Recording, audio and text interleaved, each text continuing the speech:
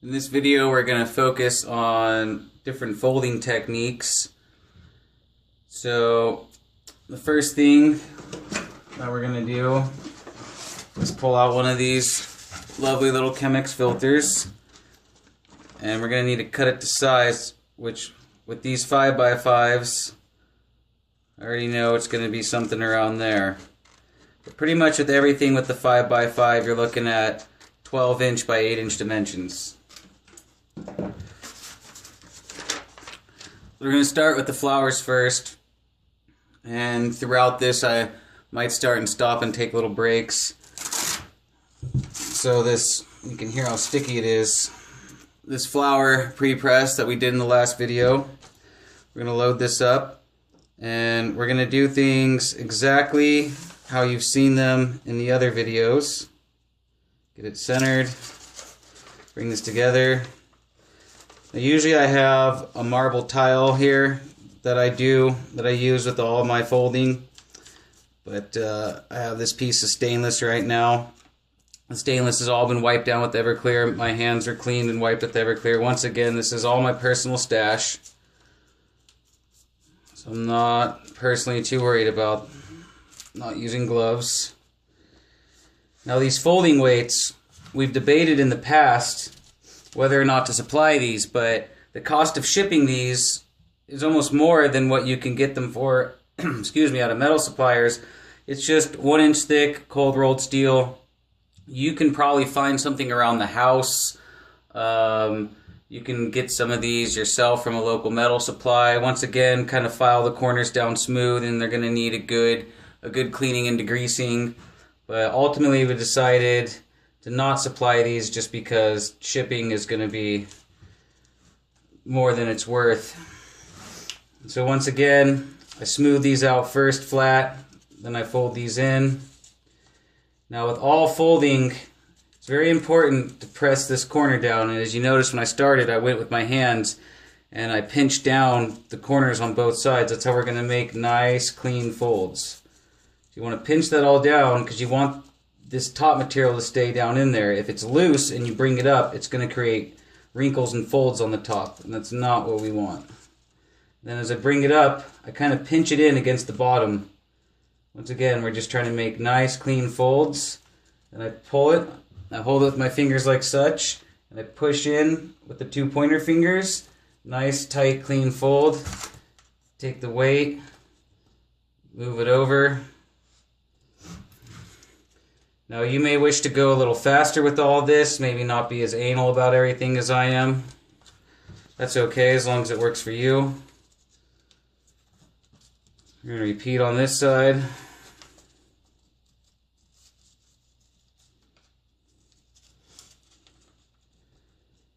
Get that pinch on the bottom. Not too much pinch on the bottom, but just enough to keep it all nice and clean and even. Once again, holding with my thumb and middle finger, press in with my 2 forefingers, hold that nice and tight, slide it under the weight. Then I like to come back and I gently lift up the weight and kind of pinch down this corner and push in the material there, push in the paper filter. That over a little more. Repeat the same thing on this side, lift it up ever so gently, and I'm kind of squaring off this corner, pinching it at the same time, making it tighter and pushing that in. So that's the basis for that. Now, when I do this on a production style, I like to cut up a bunch of filters ahead of time and put them in a bag and keep them nice and clean. They fit perfectly into a little Ziploc once I cut them up. And same thing with the ptfe. I cut a bunch of 12x8. Sometimes I go for 12x9 if I'm doing much larger loads and I know I'm going to need a little more ptfe and material in there, but you end up coming back and snipping a little off anyways. So just production style, I get all my prep done like this. So a very common way, and if you don't have a lot of experience with rosin, I recommend starting off like this. So what a lot of people do is you just put it in there, and all you really need to do is something that simple. You just get an overlap on the top, that gets pinched down, and then you press it and it comes out both ends. This is 2 sides enclosed, 2 sides opened. Gives you some form of directional flow. If you did this, you'd obviously want to start off with a little bit longer. Or what a lot of people do is cut it shorter and they'll put a piece underneath and form up a little edge as a catchment. Or you can leave it short like this, and on either side of the press, you can just use some little cardboard boxes or something and make little boats, and you can just keep flowing it off into the boats. But for right now, we're going to do 3-side enclosed directional flow for the press, as that's how I like to do it. Avoids the majority of all scraping necessities, makes things go real nice and smooth. And as we've seen in the video before, what I typically do is bring it in like such, nice and tight. Put the folding weight down. And as you've seen in the other videos, we kind of repeat a very similar technique as with the paper, bringing these 2 sides in, pinching that down, folding it in. Now, I've done this a lot, so I'm fairly good at getting it nice and tight, but I've had a lot of people over time tell me that they have issues with the rosin leaking out of the corners. Well, why that is, it's kind of a bit of a weak spot, is this overlap here. So if you don't get a nice, super clean, tight tuck and fold, rosin can come in between here, come in between these 2 layers, and they always will come out, it'll always come out that one side. So to give another example of 3-sided enclosed directional flow, I'm going to show you something a little bit different. And when I do it like this, I like to keep the paper still just like such. And we take this down, and we're going to fold it over just like that. And we're still going to come back and trim a tiny bit of this off, but that's the basis for it right there. And then once again, we want to make sure this is all nice, smooth, tight, and clean. Oops. We'll just hold that down like that. Put the folding weight on there. Have it off-centered, so we'll start on this side. The very similar technique. Press this corner down, press the edge down, fold it in like such, and then you want to do the same thing. Come back in here and pinch this all down. Keep it nice and clean and tight. Now, if you do this right, you're not going to have any leakage issues in the corners. We have that going. We'll give that a better little fold. Now the whole idea here with doing this, if we do this part kind of loose and sloppy, we're going to end up with wrinkles and folds on here. Then when it goes into the press, your corners are going to get, your edges here are going to get a little bit loose. You're going to end up with a little bit of rosin stuck in between the filter and the PTFE, but I personally don't think it's too big of a deal. So same thing, when you bring it up, kind of pinch the bottom a little bit. Then we pull this top part nice and tight, but not too crazy tight, but definitely tight. And the concept here is everything's sealed here, and this edge is further in where it's going to get compressed under the platens. So any open edge that's compressed under the platens isn't going to leak. So you want to make sure you have a good enough overlap there.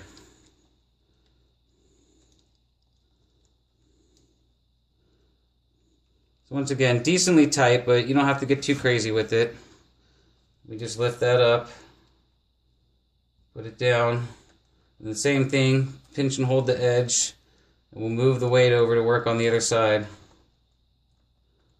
I'm kind of just doing this real slow and methodical, just so everyone can see. Typically, when I go for it, I can just rip through this. That all comes with experience.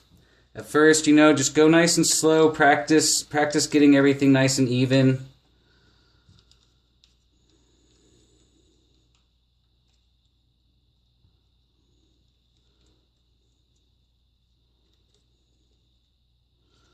I went a little too far on that one.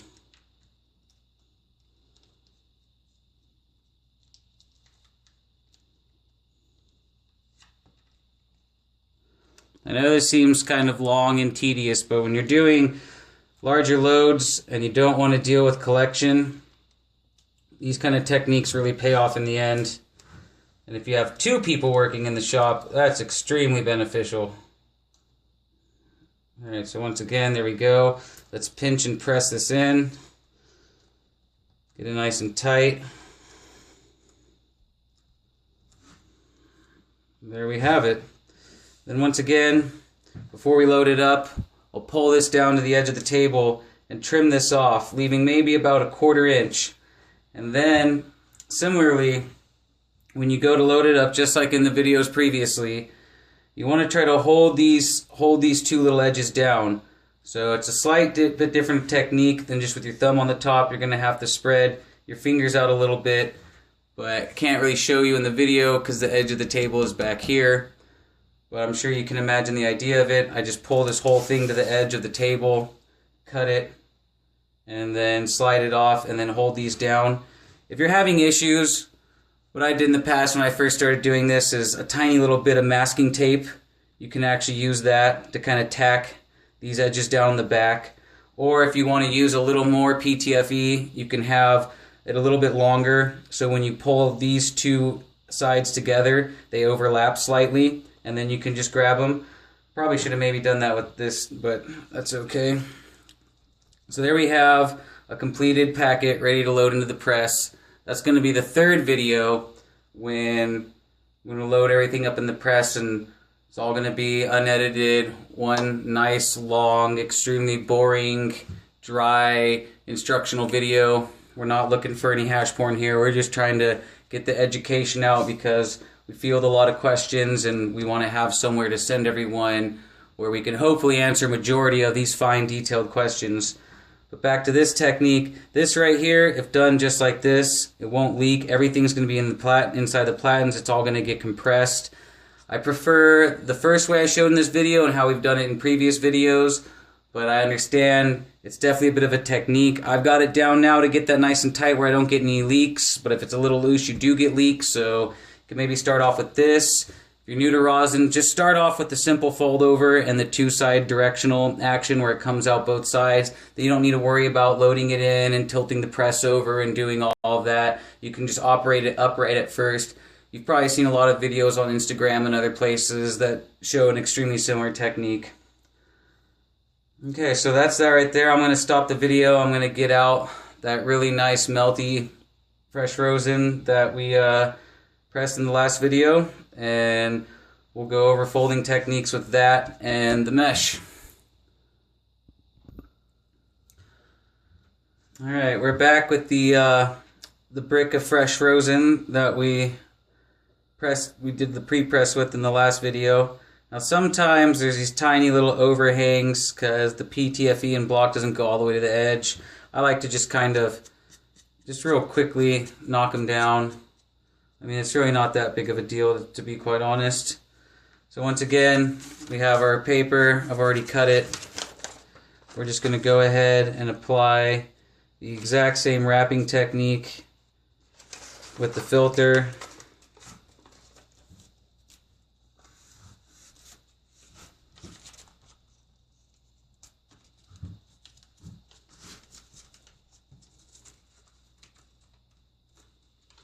As you see, I'm going to just rip through this really quickly. Once you get it down, you can go quite quickly. I forgot to do that. My bad. Just tuck it all in nice and tight.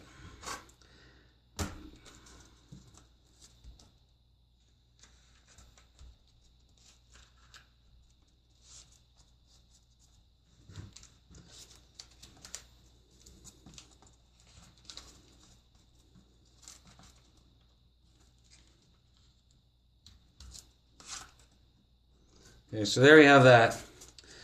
Now I'm going to start off with the fresh piece of mesh here. Just to show you, it's a little difficult when you start off with the fresh one. Once you've already pressed with one, the mesh forms that shape. As soon as I'm done with the press, I throw everything into the fridge or the freezer, peel the ptfe off. I take the mesh off and I put it in a Tupperware or in a little tray in the fridge or the freezer just to keep it nice and clean. And then I'll just reuse that over and over. So the mesh we use is a 120 mesh, and the way it works out, there's a lot of details with mesh, wire diameter, other things, but it's about 120 micron as well. We've tried a lot of different meshes, a lot of different suppliers. We like this one. It's an American supplier. They supply really good, clean mesh. It's degreased, but nonetheless still, you should really inspect and clean the mesh prior. You only need to really do it once, and then you can keep reusing it. I've talked to people who utilize this exact same technique now, and they've used the exact same piece of mesh for an entire day of pressing. I like to have 2 or 3 and kind of just cycle through them throughout the day if I have a lot of production going on. So we'll start off with the mesh. Once again, it's a 12 by 8. Pretty much everything I shoot for a 12 by 8. Oh, let's think about this here. So you put it down like such. And the first step is to bring these in. Now I'm going to do this exactly like how I've done in the other videos. But why, once again, I want to start off with the fresh pieces to just walk you through all these little tedious bits, getting it all set up. So once again, you press these corners down, and the mesh is definitely a little stiffer. So doing this is definitely beneficial.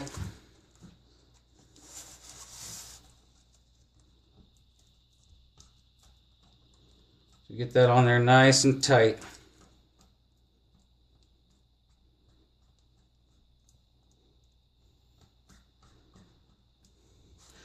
And then we tuck these little edges down.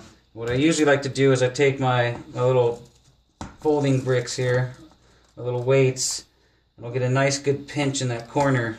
And you see when I do that, it kind of already folds it in like such.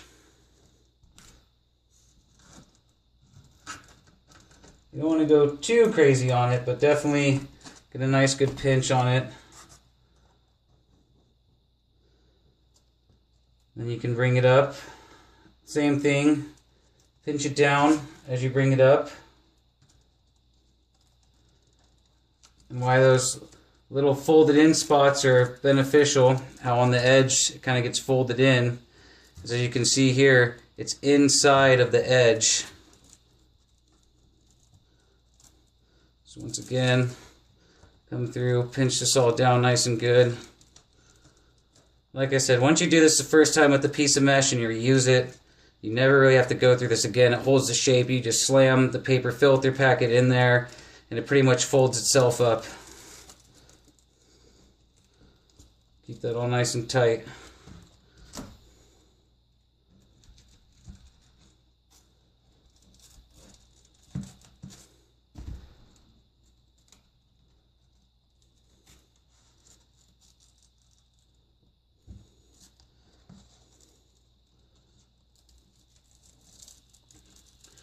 You know, if you do this, it's a little too loose and this is sticking out past the edge, you can always undo it, come back, fold it in a tiny bit more, press that down again. It's no big deal really. And after doing this, you want to come back and make sure that these edges are still nice and tucked in and nice and tight, because sometimes they like to pop out and get a little loose.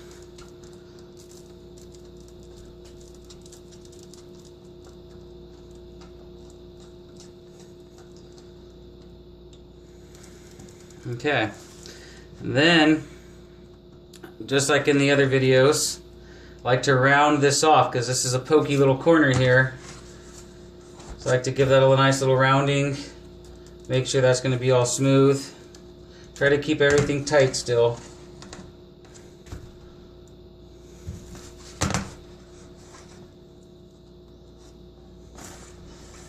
Kind of didn't fold these in enough, so there's a little overhang there, but that's okay. Just want to make sure that those aren't going to be pokey. I know on the last video I overused that term pokey way too much. I'm going to try to avoid that now.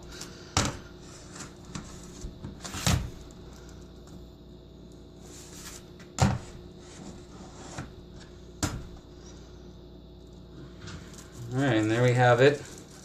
And just once more, go back through. Make sure everything stayed nice and tight. There we have a fresh wrap. So we can take this, put that on. I like to go back once more, just make sure everything's clean and tight. Make sure these edges aren't pokey. If they are, use your fingers, kind of press them in. Alright, so when we start off with a really thick piece nice brick of hashes, you're going to end up getting a lot of that effect where it kind of flattens and stretches out. So I'm not too worried about these little extra bits sticking out here. When you pull out of the press, you'll see that'll all pretty much be dead even. But because of how those little pokey bits are on the corners and how this is a clean, smooth side, I like to wrap this how it was done in the first video and how I showed earlier with the traditional way, which I'll show you right now, or the traditional way I've been doing directional flow 3-side enclosed. But when I do these bigger hash presses, I mean, this is only 130 grams, it's nothing too crazy and glorious, but it's very melty material. We're going to get a darn good return, I'm sure. So I always like to just use a double layer of the ptfe, just in case. I mean, slightly wasteful, but we definitely don't want to have any kind of incident going on here with any leakage if the mesh accidentally pokes through. But we've already felt all the corners, everything's nice and smooth. Still, nonetheless, I like to double up. Makes you feel a lot better, because when you're loading up this much melty material, it can be a little nerve-wracking. So we put it in where these smooth edges, see, we rounded them down here. Those are the slightly pokey sides. They're not pokey now because we rounded them down, but we're going to pull this nice and tight, so we want these nice smooth sides to be facing that way.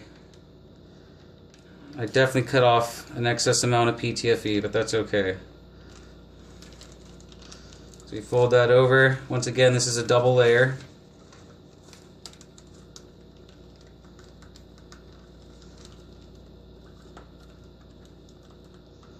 You don't have to worry about getting this too crazy tight, because like I said, it's going to expand a little bit once the pressing commences. So same thing on this back side. Fold them up. Now, I usually don't experience too much, or I never really experience leakage when I do it like this with larger hash presses. I don't know if it's because there's the double layer in the back. I'm also not sure if, you know, it really matters too much how everything expands, but I never really tend to get any leakage on the back side here. There is, it's maybe just a little bit at first, and then as you continue through the press, it stops.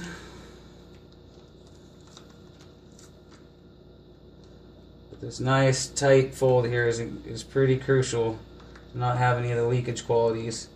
We pull it in now. When we pull it in, we don't want to get too crazy tight, because remember, those edges can still be a little pokey. We don't want to poke through the ptfe. Now on the middle here, I feel quite confident, but on those edges there, just be careful on the corners.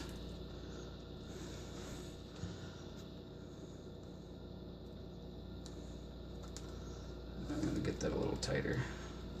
There we go.